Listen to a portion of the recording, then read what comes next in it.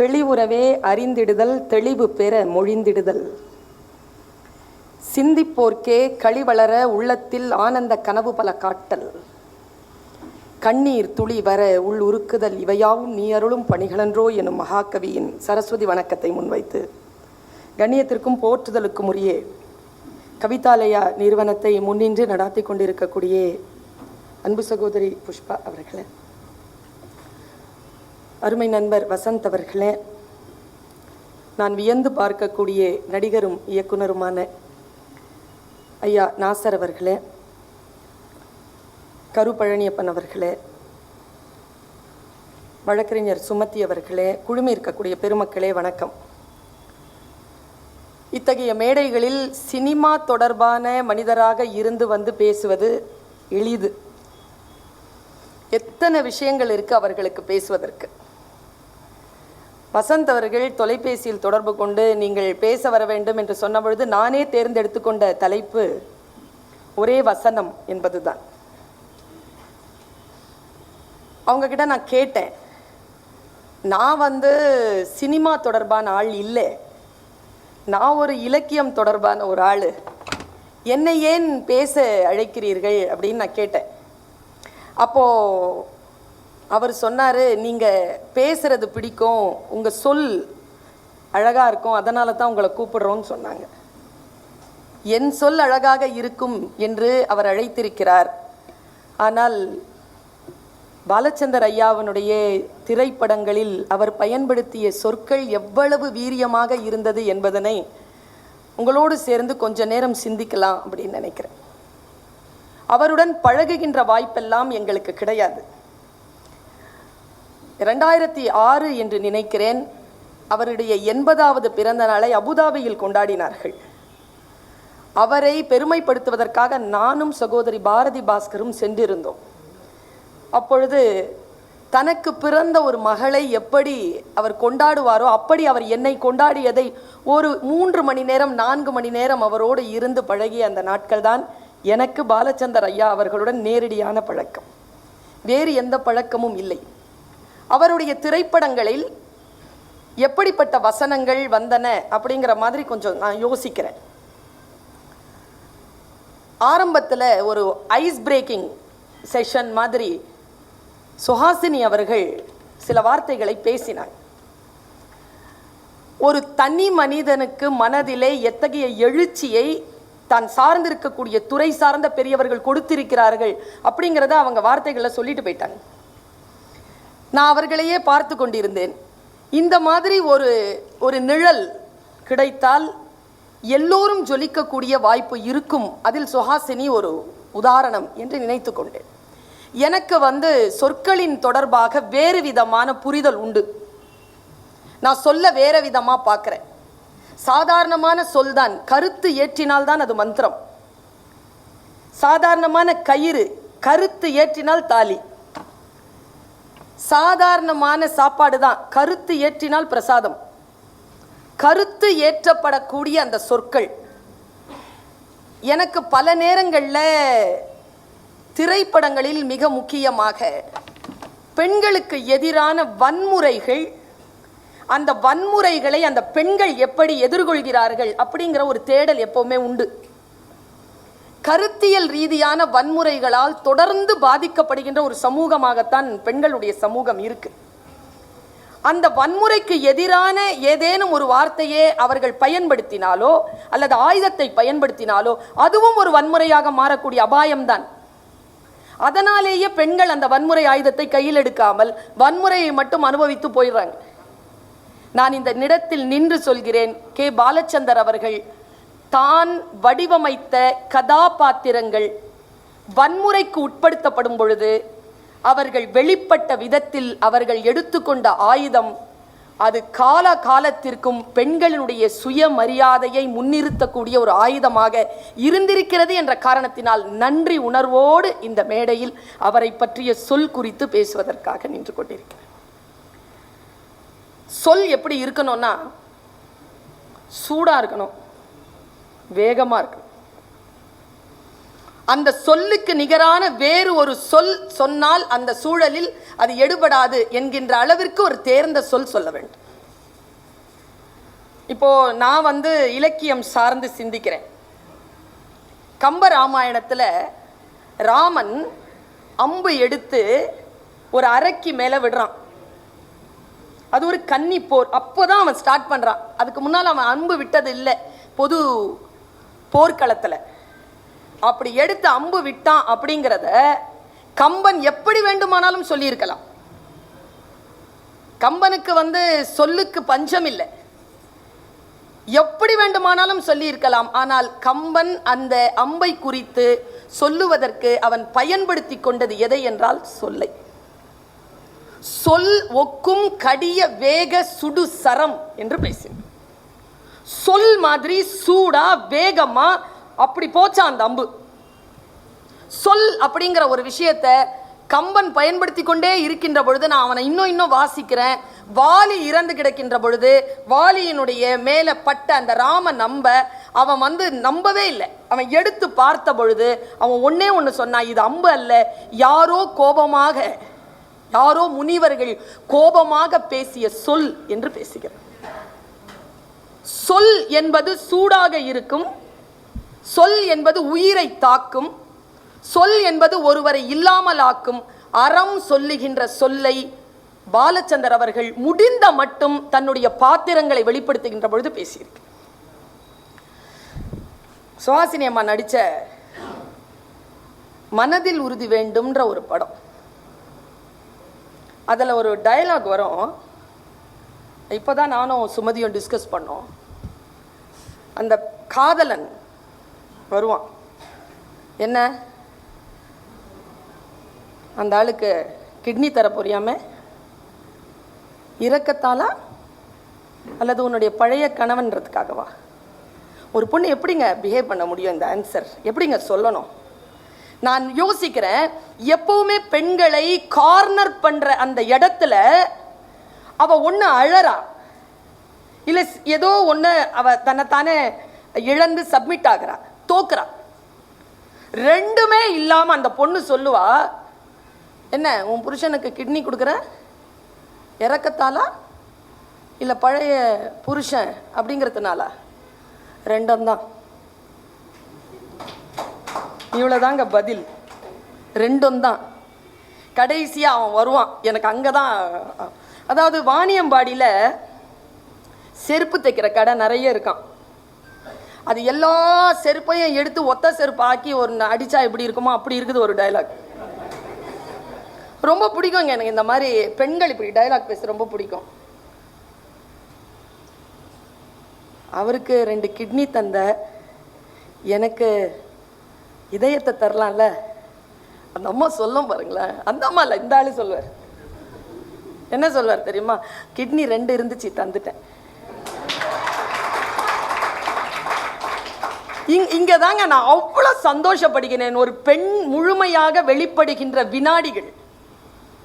வன்முறைக்கு எதுங்க எதிர்ப்பு?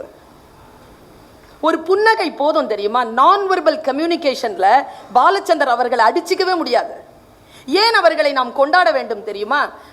கருப்பழனியப்பன் சும்மா சொல்லலை, வருங்காலம் அவரை இன்னும் அதிகமாக கொண்டாடும்.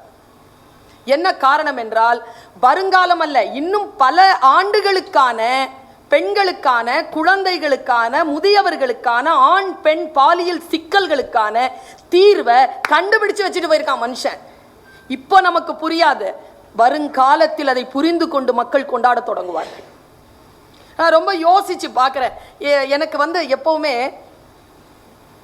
சொல்லை பேசுகின்ற பொழுது, ரொம்ப வன்மமான சூழல் நிகழ்கின்ற பொழுது அதை எதிர்ப்பதற்கான சொல், வன்முறை ஒன்று நடந்துட்டு இருக்கு. நான் சமீபத்தில் ஒரு கவிதை படித்தேன். இன்ஸ்பெக்டர் டிசோசா அவர்களுக்கு அப்படின்ட்டு ஒரு ஆப்பிரிக்க பெண் எழுதுகின்ற ஆப்பிரிக்க கவிதை. இன்ஸ்பெக்டர் டிசோசா அவர்களுக்கு, என்னை யாரும் இதுவரைக்கும் அடித்ததில்லை, நீங்கள் என்னை அடித்தீர்கள். உங்கள் முஷ்டி என் முகத்திற்கு நேரே நிமிர்ந்த பொழுது என் முகம் ரத்தம் சிந்தியது. நான் நிரம்ப ரத்தம் சிந்திவிட்டேன். தொடர்ந்து உங்கள் பாலியல் துன்புறுத்தல், இதற்கு மேலும் நான் சிவக்க முடியாது. என்ன சொல்லுங்க அது? இதற்கு மேலும் நான் சிவக்க முடியாது. உங்களுக்கு பிறகு உங்கள் காவலாளிகள் வந்தார்கள். அது எப்படி? எல்லோரும் ஒரே மாதிரி இருக்கிறீர்கள், ஒரே இரத்தத்தின் இரு துளிகள் போல். நான் அப்படியே என்னுடைய சர்வமும் அடங்கி அடுத்த வரிக்குள் போகிறேன். அவர்களுடைய விரல்கள் என் உடலை மேவுகின்ற பொழுது எனக்கு சிரிக்காமல் இருக்க முடியவில்லை. நான் பாருங்க, அங்க அந்த வன்முறைக்கான செருப்படி கொடுத்தாங்க திருப்பி. என்னால் சிரிக்காமல் இருக்க முடியவில்லை என்பதுதான் வன்முறைக்கான ஆகப்பெரிய பதிலாக எனக்கு தெரிகிறது. எனக்கு அவள் ஒரு தொடர்கதை, அவர்கள் அரங்கேற்றம், இதிலெல்லாம் பெண்களுடைய டயலாக ஒழுக்கமா வேறு உணர்வு இல்லாமல் ஒரு குற்றவாளி கூண்டல நிக்கிற மாதிரி ஆம்பளைங்க நின்னாங்கன்னு வச்சுக்கோங்களேன், அத்தனை பேருக்கும் செருப்படி கிடைக்கும். குற்றம் இழைத்தவர்களை சொல்கிறேன். அப்படிப்பட்ட விஷயங்களை பெண்கள் வாயிலாக சொல்லுவதற்கான துணிச்சல் இருந்த தகப்பன் படைப்பாளன் தான் பாலச்சந்தர். அதனால தான் வந்து சொன்னார், அவர் எனக்கு அப்பான்னு ஒரு அம்மா சொல்லுதுன்னா சும்மாவா? அப்படி படப்பட படப்பட படப்படன்னு இருப்பாங்க. அந்த ஜெயந்தி அப்படி இருகோடுகள், அவர் அப்படி படப்பட. என்ன சொல்ற நீ? அவளுக்கு வேறு விதத்தில் தொடர்பு யாரோ ஒரு பெண்ணோடு இருக்குதுன்னு தெரிஞ்சிடும் அவங்களுக்கு. படப்பட படப்படப்படனே இருப்பேன். இப்ப என்ன சொல்ற நீ? ஒரே வார்த்தையில சொல்லு, அச்சா அப்படிங்க. அவர் அட்ரா அட்ரா அட்ரா அட்ரா அட்ரா டயலாக் போதுமேங்க. எனக்கு தெரிஞ்சு நாசர் சார் ஒரு விஷயத்த சொன்னாரு, நம்மள எத்தனை பேருக்கு அது புரிஞ்சுதுன்னு தெரியாது. அவர் கையில இருந்த அந்த ஆயுதங்கள் இருக்கு இல்லையா, அவருடைய டெக்னீஷியன்ஸ், அவருடைய எல்லாமே ஆக்டர்ஸ் எல்லாமே அவர்கிட்ட இருந்த பொழுதுதான் அப்படி இருக்க முடியும். வேறவங்க கிட்ட போனா வேற மாதிரி தான். அதுக்கு பேர் தான் டைரக்டரே, தலைவரே. என்ன ஒரு டிசிப்ளின்! அந்த டிசிப்ளின் எப்படி வருது? நான் இன்னும் கொஞ்சம் ஆழமாக போய் யோசிக்கிறேன். சொற்களில் அவர் கொண்டு வந்திருந்த நிறைவு இருக்குல்ல, அவ்வளவுதான். இதுக்கு மேல ஒன்றும் கிடையாது, முடிஞ்சு போச்சு. அதுக்கப்புறமா ஒரு வசனம் தேவையே கிடையாது, முடிஞ்சு போச்சு. அந்த அந்த அந்த முடிச்சு வைக்கிற அந்த வசனம் இருக்கு இல்லையா, மற்றதெல்லாம் சவுண்டு தான். என்னை கேட்டா அவங்க பேசுவாங்கன்னு எதிர்பார்த்தேன். முக்கியமாக நான் நினைக்கிறேன், அரங்கேற்றத்திற்கு பிறகு அவருடைய எல்லா படங்களிலும் மிக முக்கியமாக காட்சிக்கு அவர் மாறினார். ஒரு படைப்பாளனுடைய மிக உன்னதமான ஒரு விஷயமே காட்சிப்படுத்துறது தான். இந்த காட்சிப்படுத்துறது இருக்கு இல்லையா, அதை காட்சிப்படுத்துகின்ற அந்த நேரத்தில் அது பொற்குடத்திற்கு பொட்டு வைத்தது போல் அந்த வசனம் வந்து அப்படி உட்காரும். என்னால் மறக்கவே முடியாத எத்தனையோ சொற்கள் உண்டு லிட்ரேச்சர்ல. என்னால் அதுல இருந்து வெளியில வரவே முடியாது. இப்ப நான் சொன்னாலும் நீங்களும் மறக்க மாட்டீங்க அந்த சொற்களை. நம்முடைய இதயத்தை கிழித்து நம்முடைய ஆன்மாவை விசாரிக்கக்கூடிய சொற்கள் தான் படைப்பாளரிடம் இருந்து வரும். ஒரு பேரன்பு இருக்க வேண்டும் அந்த சொற்களை மக்களுக்கு தருவதற்கு. எனக்கு யாருமே காம்படிஷன் இல்லடா அப்படின்னு அவர் சொல்றாருல, அதுக்கு பேர் தாங்க லெஜெண்ட். இப்போ நீங்க பெஸ்ட், பெட்டர், எக்ஸலன்ஸ் எல்லாம் வேற. லெஜெண்ட்னா யார் தெரியுமா? அதுக்கு சரியான தமிழ் சொல் என்கிட்ட இல்லை. நான் தமிழ் படித்தவ தான். லெஜெண்ட்னா என்னன்னு தெரியல, ஐப்படத்தில் தான் சொன்னாங்க. அதுக்கும் மேலே நீங்க யாரை வேணாலும் சொல்லிக்கோங்க, பாலச்சந்தர் சாருடைய படைப்பு பார்த்தீங்கன்னா அதுக்கும் மேலே அப்படி தூக்கி வச்சிடலாம், அதுக்கும் மேலேன்னு வச்சிடலாம். என்ன டேரிங் டயலாக்ஸ்ங்க! நீ என்ன பிராமண பொண்ணா? ஏன் கேட்குற? இல்லை, பார்த்தா அப்படிதான் தெரியுது. நீ பிராமணன் தானே, நீ வரலாம், நான் இருக்கக்கூடாதா? யாரால முடியுங்க? யாரால முடியும்? இது ஆன்மாவின் குரல் இல்லையா? இங்க எங்க இருக்குது ஜாதி? அப்படி துணி அப்படி வழும் பொழுது அவ ஒரு டயலாக் சொல்லுவாங்க. ஒரு பெண்ணா நான் சொல்றேன், ஒரு தாயா நான் சொல்றேன், இந்த டயலாக் தான் இந்த வன்முறை, அந்த பெண்ணின் உடல் மீது இந்த சமூகம் நிகழ்த்துகின்ற வன்முறைக்கான ஒரே கன்னத்தில் விழுகின்ற அறை. நான் பெண்ணுங்கிறதே மறந்து போச்சு. அதை விட இந்த சமூகத்திற்கு வேறு அடி இருக்க முடியுமா? ஒரு பெண்ணில் இருந்து பெண்மையை பறிப்பது தவிர்த்து வேறு என்ன பெரிய கொடுமையை ஒரு பெண்ணுக்கு ஒரு சமூகம் செய்துவிட முடியும்? அதை சொல்லுவதற்கான துணிச்சல் அவர்கிட்ட இருந்தது. அவர் முடிஞ்ச வரைக்கும் சொன்னார், செஞ்சாருங்க. நான் வேற ஒரு மதத்திலே நம்பிக்கை கொண்டவள். நிச்சயமாக ஒரு மனிதருடைய வாழ்க்கையிலாவது அவர் ஒரு மிக சிறந்த சிந்தனையையும் பெண்ணுக்கு எதிரான வன்முறையையும் இல்லாமலாக்கக்கூடிய ஒரே ஒரு வரியை கூட அவர் சொல்லி இருந்தால் அவர் இன்றைக்கு சொர்க்கத்தில் தான் இளைப்பாறிக் கொண்டிருப்பார். அவருக்கு அந்த இடம் இறைவன் கண்டிப்பாக கொடுப்பான். ஏனென்றால் படைப்பாளர்கள் அவ்வளவு பேரன்பு கொண்டு இந்த உலகத்தை சந்திக்கிறார். நான் அடுத்த கட்டத்திற்காக அவருடைய அந்த தேடலை, அவருடைய வசன தேடலை, அவருடைய காட்சிகளை உள்நோக்கி பயணப்பட்டுக்கிட்டே போறேங்க. ஒரு பாத்திரத்தை கம்ப்ளீட்டா ஃப்ரேம் போட்டு மாட்டி மாலை போட முடியுமா? கம்ப்ளீட்டா அந்த படத்துல அவர் இருக்காரு. ஆனா அவரு இப்போ இல்லாமல் ஆக போறாரு. அத நாமளும் மனசுல கம்ப்ளீட்டா இல்ல இந்த ஆள் இனிமேல் நம்ம கூட இல்லை அப்படின்னு ஃப்ரேம் மாட்டுவோம். தெரியுமா? வாழ்க்கையில நிறைய பேருக்கு ஃப்ரேம் மாட்டுவோம். நம்ம இந்த ஆள் இனிமேல் இல்லைன்ட்டு அந்த மாதிரி ஃப்ரேம் மாற்ற ஒரு டயலாக ஃப்ரேம் யாருக்கு மாற்றாங்களோ அவரே சொல்வார் பாருங்க. அவள் ஒரு தொடர்கதையில சொல்வார். நான் ரொம்ப யோசிக்கிறேங்க. பல பேர் என்ன செய்கிறார்கள், தன்னுடைய வாழ்க்கையை தன் வாழ்க்கையில் தான் சந்திக்கக்கூடிய அத்தனை விஷயங்களையும் ஏதோ ஒரு மறைவில், ஒரு திரையில் வைத்துக்கொண்டு அவர்கள் தன் காரியங்களை செய்து கொண்டே போகிறார்கள். எப்பொழுது அந்த திரை அருந்து விழுமோ அப்பொழுது அவர்களுடைய நிலம் மற்றவர்கள் பார்ப்பார்கள். அவங்க அப்பா வருவார், ஞாபகம் இருக்கா படம்? அவங்க அப்பா வருவார், அவர் ரொம்ப சந்தோஷமாயிடுவாங்க. இனிமேல் இந்த தோல்ல இந்த சுமை இல்லை, அப்பா எடுத்துக்குவார். அப்படின்னு நிற்கும்போது அந்த மனுஷன் கரெக்டா போட்டோல போய் உட்காருவான். அது சொல்லுவான், குடும்பத்தை உதறி தள்ளிட்டு போக கோழத்தனம் போதும், குடும்பத்தை உதறி தள்ளிட்டு போக கோழத்தனம் போதும், துறவரத்தை உதறி தள்ள துணிச்சல் வேணுமா? எனக்கு அந்த துணிச்சல் இல்லைம்பர். இதை விட குடும்பத்தை விட்டு துறவரம் போகின்ற கையாலாகாத மனிதரை யாருங்க எப்படிங்க சொல்லிட முடியும்? பேசுற துணிஞ்சிட முடியுமா? நான் என்ன நினைக்கிறேன், அவர் இதெல்லாம் பேசினது ஏன்னா அவர் நின்று இருந்த களம் அப்படி என்று நினைக்கிறேன். மற்றவங்க பேசினா பேசிட முடியாது. எத்தனை பேர் தான் அந்த களத்தில் நின்றிருந்தாலும் அதை எதிர்த்து பேசுறாங்க. இப்போ கருப்பழனியப்பன் இளையராஜா பற்றிய ஒரு குறிப்பை இந்த மேடையில சொன்னார். அது இத்தனை இதுலயும் ரெக்கார்ட் ஆயிருக்கு.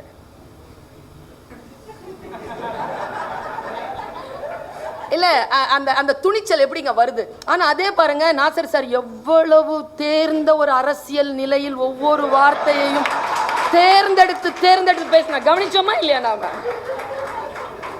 யாருக்குங்க ஒரு துணிச்சல் இருக்கு? உன்னால் நான் பெறுவதும் இழப்பதும் ஒன்றுமே கிடையாது, நான் என் சுய முன்னேற்றத்தில் வருபவன் அப்படிங்கிற ஒரு சுயம் இருந்தால் மட்டும்தான் ஒருவனால் அப்படி பேச முடியும். இது கருப்பழனியப்பனுக்கு கொடுத்த வேட்டு. நாங்கெல்லாம் துணிச்சலா பேசலாம். ஏன்னா நாங்க காலேஜுக்கு நாளைக்கு போய் அட்டெண்டன்ஸ்ல தான் கையெழுத்து போடுவோம், எங்களுக்கு பிரச்சனை இல்லை. ஆனால் பேசணும்ல, அந்த சூழல்ல நின்று அந்த இடத்தில் நின்று பேசுவதற்கான அந்த துணிச்சல். நான் டயலாக வேண்டாங்க. என்னெல்லாம் கேட்டீங்கன்னா சரிதாவாகட்டும், சௌகார் ஜானகி ஆகட்டும், சுஜாதாவாகட்டும், இவர்களை எல்லாம் அந்த படைப்பாளன் என் சுஹாசினியை ஆகட்டும் ஒரு ஆயுதமாக பயன்படுத்தினார்.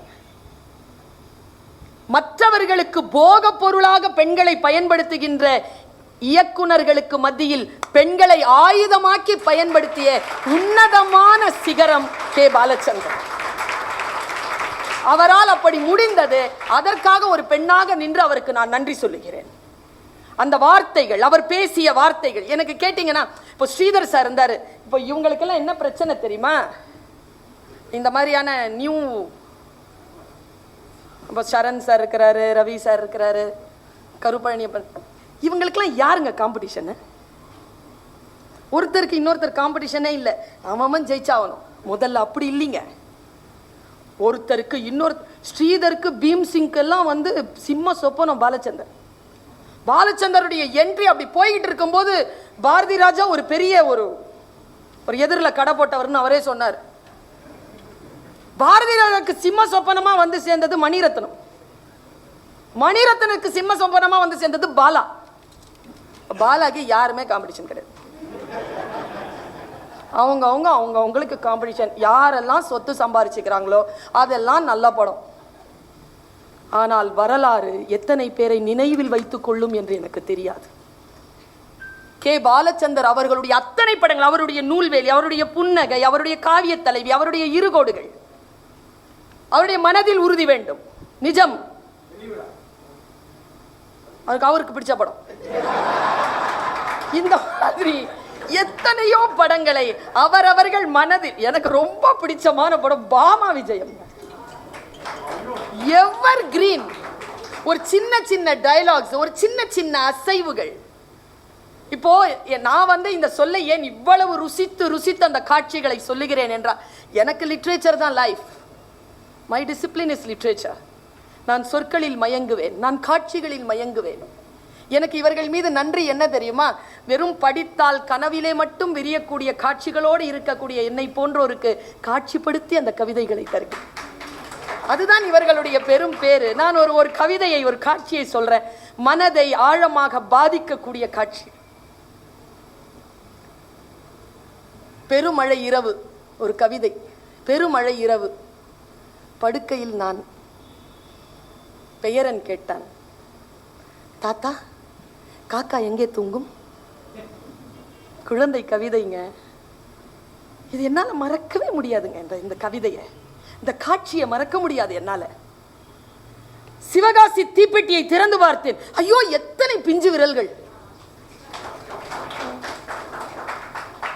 தொட்டிலில் குழந்தையின் அழுகுரல், வரப்பில் பண்ணையார், வயலில் சொட்டியது தாய்ப்பால். அவ்வளவுதான். சொற்களில் காட்சி வைத்து ஒண்ணுமே வேண்டாங்க, அப்படி நிப்பாங்க. அச்சமில்லையில 3 நிமிஷம் அந்த ட்ராலி ஓடும் பாருங்க. உண்மையாங்க, ஹார்ட் வீக்கா இருக்கிறவங்களுக்கு ஹார்ட் அட்டாக் வந்துடும். அந்த கண்ணை காட்டுவாங்க பாருங்க, நான் வெர்பல் கம்யூனிகேஷன். நமக்கு கே பாலச்சந்தர் அவர்களுடைய வசனமாகட்டும், கே பாலச்சந்தர் அவர்களுடைய காட்சியாகட்டும், அவருடைய திரைக்கதையாகட்டும், அவர் போர்ட்ரேட் பண்ண கதாபாத்திரங்களாகட்டும், இந்த சமூகம், ஆண் சிந்தனையுடன் கூடிய இந்த சமூகம் மிகப்பெரிய ஒரு ராஜ்யத்தை நடத்தி கொண்டிருந்த பொழுது அந்த ராஜ்யத்தை குண்டு வைத்து தகர்த்த ஒரு கலகக்காரனாக கே பாலச்சந்தர் அவர்கள் பெண் குரலிலும், குழந்தைகள் குரலிலும், சமூக குரலிலும் தன் சொற்களை பயன்படுத்தினார். அதை பேசுவதற்கான கிடைத்த இந்த வாய்ப்பு என் வாழ்நாளில் மிக முக்கியமான வாய்ப்பு என்று சொல்லிக்கொண்டு வாய்ப்பளித்தமைக்கு நன்றி பாராட்டி விடைபெறுகிறேன். நன்றி.